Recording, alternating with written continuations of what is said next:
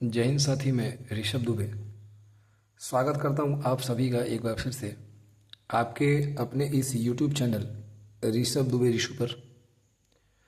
आज के offline class में हमने ये पढ़ा, जो 3 फेज इंडक्शन मोटर होता है या कोई भी मोटर है, वो हमेशा इलेक्ट्रिकल पावर को मैकेनिकल पावर में बदलने का कार्य करती है। जैसे आप देखें, हमने कहा कि ये एक 3 फेज इंडक्शन मोटर है। ये एक 3 फेज इंडक्शन मोटर है। इसको हमने इनपुट के रूप में इनपुट पावर दिया है और इनपुट पावर के रूप में हमने इसको इलेक्ट्रिकल पावर दिया है। जो आउटपुट पावर जब बनाएगी ये मोटर, तो आउटपुट पावर के रूप में ये निकालेगी मैकेनिकल पावर। मैकेनिकल पावर, क्योंकि मोटर हमेशा इलेक्ट्रिकल पावर को मैकेनिकल पावर में चेंज करती है। यानी इनपुट पावर के रूप में हमने इसको दिया विद्युत सप्लाई, इसने उसको बदल दिया मैकेनिकल पावर में। लेकिन इनपुट से आउटपुट मिलने के दौरान इस मोटर में कुछ ना कुछ मात्रा में लॉस हुआ होगा। लॉस यानी हानि हुई होगी, क्योंकि पूरा का पूरा इलेक्ट्रिकल पावर मैकेनिकल पावर में कभी नहीं बदल पाएगा। कुछ ना कुछ हमेशा मशीन में लॉस होगा। अगर इस बात को ध्यान से देखें तो हम ये लिख सकते हैं कि जो टोटल इनपुट पावर होगी, जो टोटल इनपुट पावर होगी, वो आउटपुट पावर और लॉस के योग के बराबर होगी। इतनी बात आप समझ पा रहे होंगे शायद, कि जितना हमने पावर लगाया है इलेक्ट्रिकल में, वही तो दो काम हो रहा है। कुछ लॉस में चला जा रहा है और जो बची हुई पावर है उसी का काम हो रहा है, यानी मैकेनिकल पावर बन रही है। तो हमने लिख दिया कि इनपुट जो पावर होगी वो इस मैकेनिकल पावर यानी आउटपुट पावर और लॉस के योग के क्या होगी, बराबर होगी। इनपुट पावर के रूप में हमने लगाया है इलेक्ट्रिकल पावर। इलेक्ट्रिकल पावर और इलेक्ट्रिकल पावर इस बराबर है, हम लिख सकते हैं आउटपुट पावर मतलब मैकेनिकल पावर। मैकेनिकल पावर और प्लस यहाँ से हम लिख सकते हैं लॉस। ये इसी ऊपर वाले बात को हम ऐसा लिख सकते हैं। हमने लिखा कि इनपुट जो पावर है, जितना भी हमने इनपुट लगाया है उसका दो ही काम होगा। कुछ पावर चली जाएगी लॉस में और कुछ पावर बदलेगी मैकेनिकल पावर में। तो इसका मतलब कि जो टोटल इनपुट पावर होगी वो मैकेनिकल पावर यानी आउटपुट और लॉस के बराबर होगी। इनपुट पावर के रूप में हमने लगाया है इलेक्ट्रिकल पावर, तो हमने इनपुट के स्थान पर लिख दिया इलेक्ट्रिकल। आउटपुट पावर के रूप में हमको मिला है मैकेनिकल पावर और हमने यहाँ लिख दिया लॉस। इतनी बात आपको समझ में आ रही होगी। तो जरा लगे हाथ बात करते हैं कि इंडक्शन मोटर में लॉस कौन कौन सा होता है। चूंकि हमको पता है कि जो इंडक्शन मोटर है वो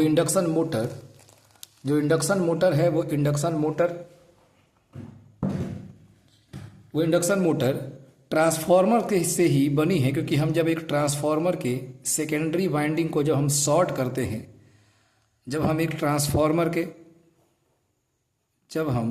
ट्रांसफार्मर के सेकेंडरी वाइंडिंग को जब हम शॉर्ट करते हैं, तो वह एक इंडक्शन मोटर का रूप धारण करती है।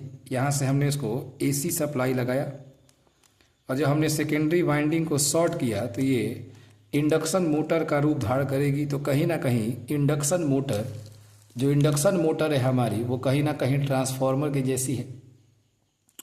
तो हमने ये कहा कि चूंकि हम जानते हैं कि ट्रांसफार्मर में मुख्य रूप से दो लॉस होते हैं। एक लॉस को हम कहते हैं कोर लॉस, या इसी लॉस को हम कहते हैं आयरन लॉस,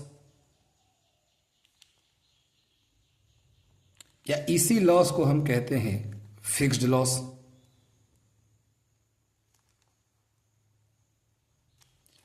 वहीं जो दूसरा लॉस होता है उसको हम कहते हैं कॉपर लॉस।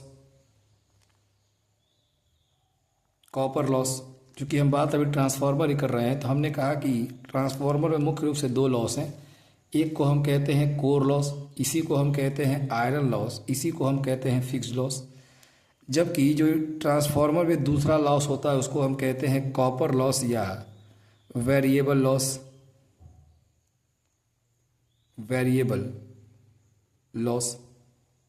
लेकिन बात यह है कि चूंकि ट्रांसफार्मर एक स्टैटिक डिवाइस है, ट्रांसफार्मर में कोई घूमने वाला हिस्सा नहीं होता, इसलिए यहाँ पर मुख्य रूप से दो लॉस हैं। जबकि ये जो इंडक्शन मोटर हमने बनाया है सेकेंडरी को शॉर्ट करके, चूंकि ये एक डायनेमिक डिवाइस है, इसमें रोटर लगा है और रोटर घूमेगा, तो घूमने की वजह से इसमें एक तीसरे लॉस का जन्म होगा जिसको हम कहते हैं फ्रिक्शन लॉस।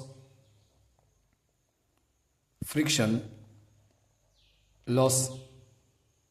इसका मतलब ट्रांसफार्मर में तो केवल दो लॉस होंगे, कोर लॉस और कॉपर लॉस, क्योंकि वो स्टैटिक डिवाइस है। जबकि इंडक्शन मोटर 3 फेज एक डायनेमिक डिवाइस है, उसमें रोटर लगा है और रोटर घूमेगा, इसलिए उसमें एक तीसरे लॉस का जन्म होगा जिसको हम कहते हैं friction loss and windage loss.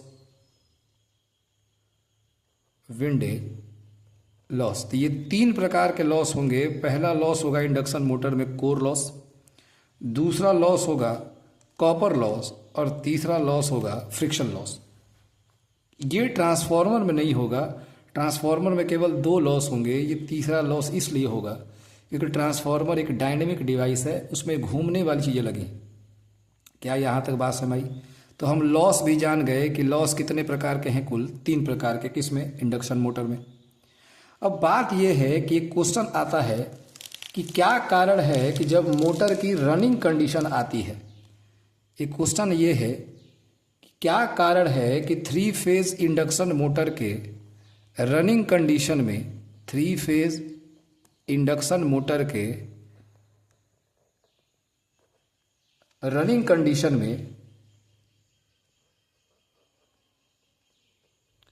Condition में हम आयरन लॉस या जिसको हम कोर लॉस भी कहते हैं, कोर लॉस को निगलेक्ट कर देते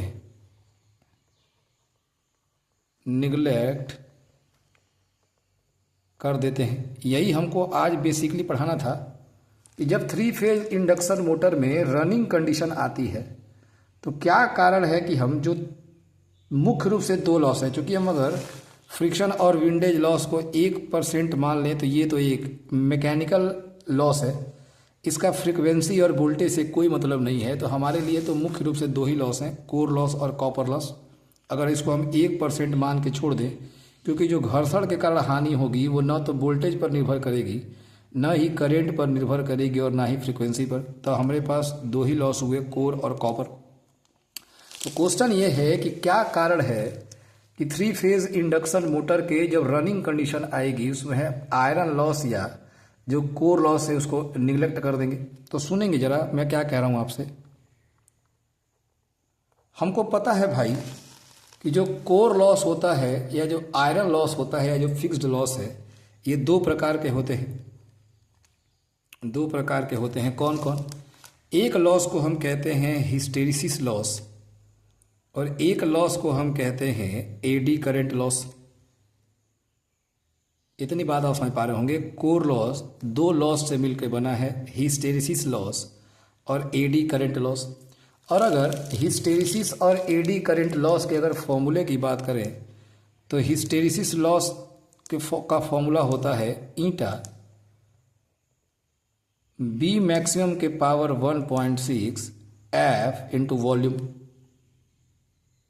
जहां पर ईटा नियतांक है, बी फ्लक्स डेंसिटी है, एफ फ्रीक्वेंसी है और भी आयतन है, वॉल्यूम है।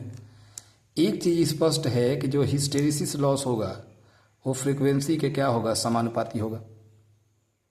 वहीं अगर दूसरा लॉस एडी करंट लॉस की बात करें, भंवर धारा हानि की बात करें, तो उसका फॉर्मूला होता है ईटा बी मैक्सिमम का स्क्वायर, फ्रीक्वेंसी का स्क्वायर, थिकनेस का स्क्वायर इंटू वॉल्यूम। यानी जो एडी करंट लॉस है वो डिपेंड करता है फ्रीक्वेंसी के वर्ग के। यानी एक बात इससे स्पष्ट है कि जो कोर लॉस होता है, जो कोर लॉस है वो समानुपाती है फ्रीक्वेंसी के। जो कोर लॉस है थ्री फेज इंडक्शन मोटर में वो समानुपाती है फ्रीक्वेंसी के। और मैंने आपको बताया था कि जब रनिंग कंडीशन आती है, जब रनिंग कंडीशन आती है थ्री फेज इंडक्शन मोटर में, तो जो एफ आर है, जो रोटर की फ्रीक्वेंसी है, उसका मान बहुत कम हो जाता है। उसका मान बहुत कम हो जाता है, 1 से 3 हर्ट्ज हो जाता है, जो कि बहुत कम है। और चूंकि कोर लॉस फ्रीक्वेंसी पर निर्भर कर रहा है, यही कारण है कि रनिंग कंडीशन में जो कोर लॉस होगा वो मच लेस होगा, बहुत कम होगा कॉपर लॉस से। क्यों? क्योंकि कॉपर लॉस कभी फ्रीक्वेंसी पर निर्भर नहीं करता, वो करंट पर निर्भर करता है। तो चूंकि रनिंग कंडीशन में फ्रीक्वेंसी का मान कम हो जाएगा, 1 से 3 हर्ट्ज हो जाएगा, और चूंकि कोर लॉस फ्रीक्वेंसी पर निर्भर कर रहा है, अतः कोर लॉस का मान कॉपर लॉस की तुलना में बहुत कम हो जाएगा।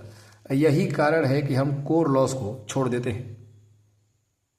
तो अगर इलेक्ट्रिकल पावर मैकेनिकल पावर और लॉस के बराबर है, तो अगर इसको और अच्छे से लिखा जाए तो क्या हम इसको ऐसा लिख सकते हैं कि जो इलेक्ट्रिकल पावर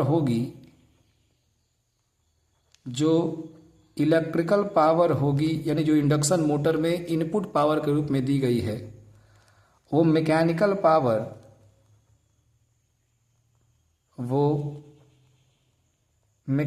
पावर और रोटर कॉपर लॉस के बराबर होगी। रोटर कॉपर लॉस के बराबर होगी। क्यों? क्योंकि हमने कोर लॉस को निगलेक्ट कर दिया है। तो ये आपको पता होना चाहिए पहले कि इलेक्ट्रिकल पावर मैकेनिकल पावर और लॉस के बराबर होती है। लेकिन हमने लॉस बताए इंडक्शन मोटर में कितने? 3, कोर लॉस, कॉपर लॉस और फ्रिक्शन लॉस। चूँकि ये फ्रीक्वेंसी, वोल्टेज या करंट किसी भी चीज़ पर निर्भर नहीं करेगा, ये नॉन इलेक्ट्रिकल क्वांटिटी है, तो हमने इसको 1% मान के घटा दिया है। अपने पास 2 ही लॉस हैं, कोर और कॉपर। क्वेश्चन ये था कि जब 3 फेज इंडक्शन मोटर की रनिंग की स्थिति आती है, तो रनिंग कंडीशन में हम आयरन लॉस या कोर लॉस को क्यों छोड़ देते हैं? तो उसकी कहानी ये थी कि जो हिस्टेरिसिस लॉस होता है वो भी फ्रीक्वेंसी पर निर्भर करता है, जो एडी करंट लॉस है वो भी फ्रीक्वेंसी पर निर्भर कर रहा है, यानी जो कोर लॉस है वो फ्रीक्वेंसी के समानुपाती है। और चूंकि रनिंग कंडीशन में जो फ्रीक्वेंसी का मान होता है 3 फेज इंडक्शन मोटर में वो बहुत कम हो जाएगा, 1 से 3 हर्ट्ज हो जाएगा, जिससे कॉपर लॉस की तुलना में जो कोर लॉस का मान होगा वही कम हो जाएगा। इसलिए हम कोर लॉस को क्या कर देंगे? छोड़ देंगे। इसलिए हमने यहाँ लॉस के स्थान पर केवल लिखा है रोटर कॉपर लॉस। और ये जो फॉर्मूला आपको लिखाया गया है ये रनिंग कंडीशन में ही आएगा। तो आशा करते हैं आपको ये वीडियो समझ में आया होगा। क्लास हमने आज यहीं ख़त्म की थी, तो कल जब मिलेंगे तो इसको आगे हम पढ़ेंगे। तो यहाँ तक आप समझिए, कोई दिक्कत होगा तो आप ज़रूर बताइए कमेंट करके। धन्यवाद।